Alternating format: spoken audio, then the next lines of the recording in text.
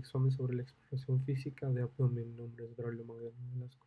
Ya entrando de lleno en la inspección, lo primero que tenemos que saber es que se divide en dinámica y estática. Es importante que estemos a la derecha de la cama del paciente.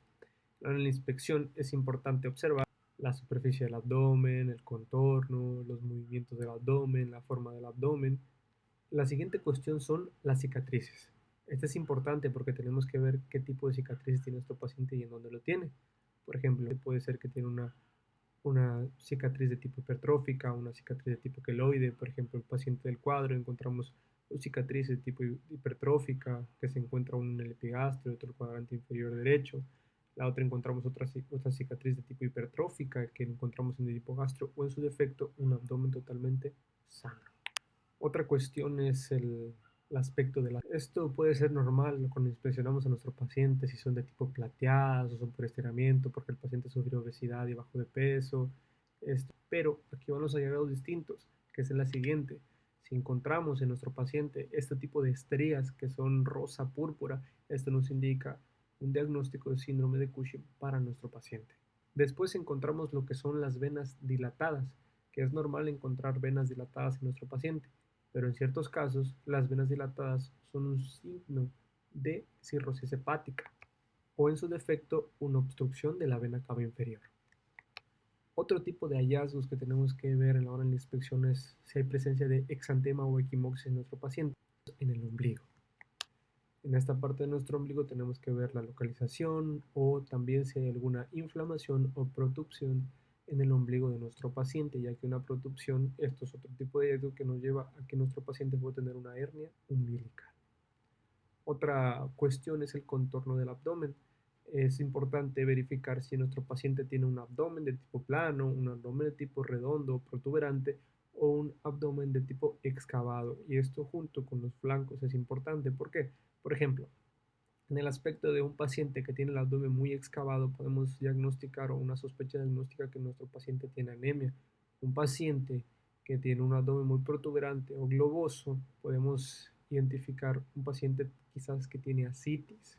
Siguiendo con esto, encontramos ahora la inspección del contorno del abdomen, si es simétrico o asimétrico. Esto es importante y también si se ven órganos o masas. ¿Por qué? Porque si a la hora de definir un paciente tiene un abdomen totalmente simétrico, como vemos acá, o totalmente asimétrico, pues esto nos va a llevar a otras distintas hipótesis diagnósticas como son distintas organomegalias, como hepatomegalia, esplenomegalia, auscultación.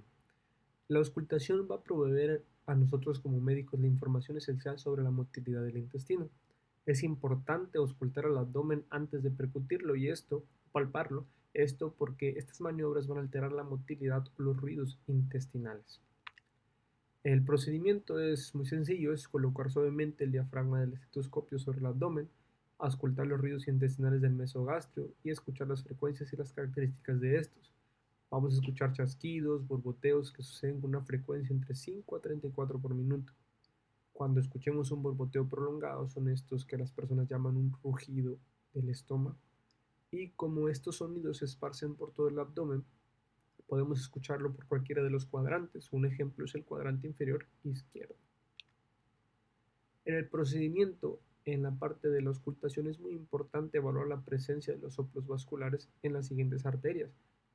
Si el paciente sufre hipertensión, auscultar el epigastrio y el cuadrante superior en busca de soplos. Por ejemplo, podemos ver el sonido o soplos de diferentes arterias o los sonidos como lo es la arteria ilíaca derecha.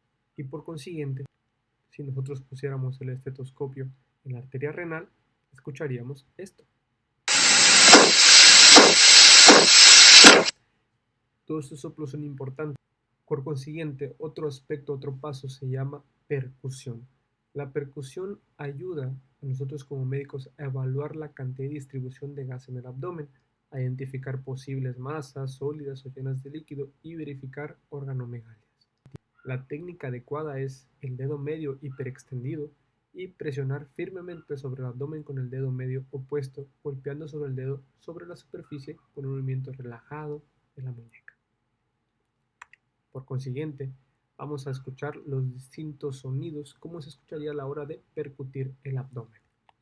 Para percutir el abdomen, por ejemplo, iniciando de una manera metódica, si iniciamos por el cuadrante inferior derecho, escucharíamos timpanismo que sonaría así. Pero si nos vamos al cuadrante superior izquierdo debido al vaso o el lóbulo izquierdo del hígado, escucharíamos una matidez o submatidez.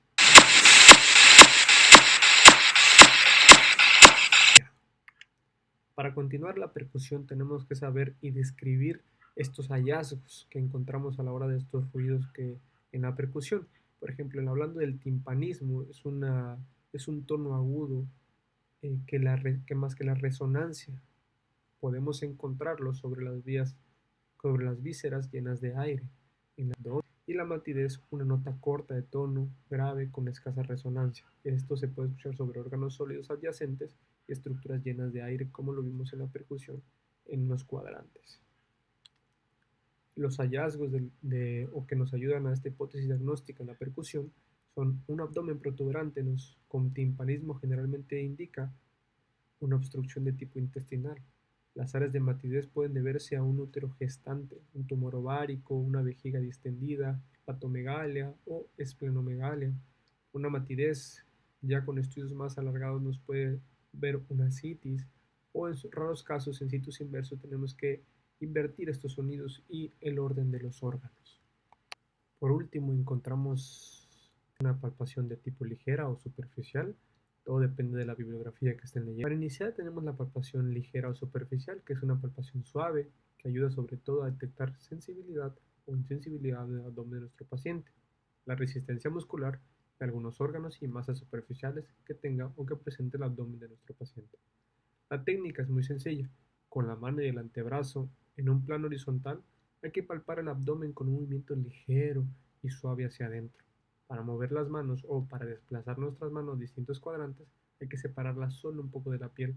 Esto es importante debido a que esta palpación nos va a ayudar a identificar cualquier órgano o masa de tipo superficial en cualquier zona de dolor o mayor resistencia a la palpación. Si aprecia resistencia, hay que tratar de distinguir la defensa voluntaria de un espasmo muscular a otro tipo de cuestión, porque esto nos lleva a uno de los primeros hallazgos en la práctica clínica, en inflamación peritoneal de nuestro paciente. Por consiguiente, encontramos la palpación de tipo profunda, que suele ser necesario para delimitar las masas abdominales en el abdomen de nuestro paciente. La técnica también es muy sencilla, pero esta hay que utilizar las caras palmares de los dedos para hacer presión en los 4 cuadrantes, posible movilidad con la respiración o al presionar la mano. Explora, pueden clasificarse en varias maneras, y aquí van las 4. Fisiológicas, que son un útero gestante, inflamatorias, que son divertículos del colon, vasculares, un neurisma en la parte de la aorta, abdominales y neoplasias. Encontramos que la manera de McBurney, que es localizando en la fosa ilíaca derecha el punto exacto, y cuando el paciente refiere dolor en la palpación profunda, hay un hallazgo sensible que nos hace pensar en un tipo de apendicitis aguda. El siguiente signo es el signo o maniobra de Bloomberg. Este es interesante porque eso también llamado el signo, bueno, para diagnosticar peritonitis o para ver la prueba de la tos positiva. Esto se hace toser al paciente a la hora de la percusión para saber en qué lugar la tos provoca este tipo de dolor. Entonces, en esta parte de la maniobra de Bullman tenemos que preguntar al paciente cuando a la hora de que estamos percutiendo, ¿qué duele más? ¿Cuando presiono o cuando dejo de hacerlo? Entonces, presionando con los dedos de manera firme, hay que retirarlo de manera rápida y brusca.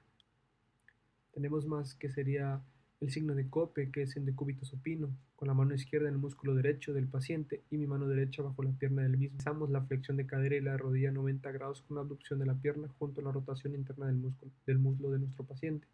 Esto vamos a ver si presenta dolor en el postgastrio. Es una subjetiva de una hipótesis diagnóstica de apendicitis aguda. Otros signos, y esta es en la parte de las patologías biliares, encontramos la maniobra de Pront.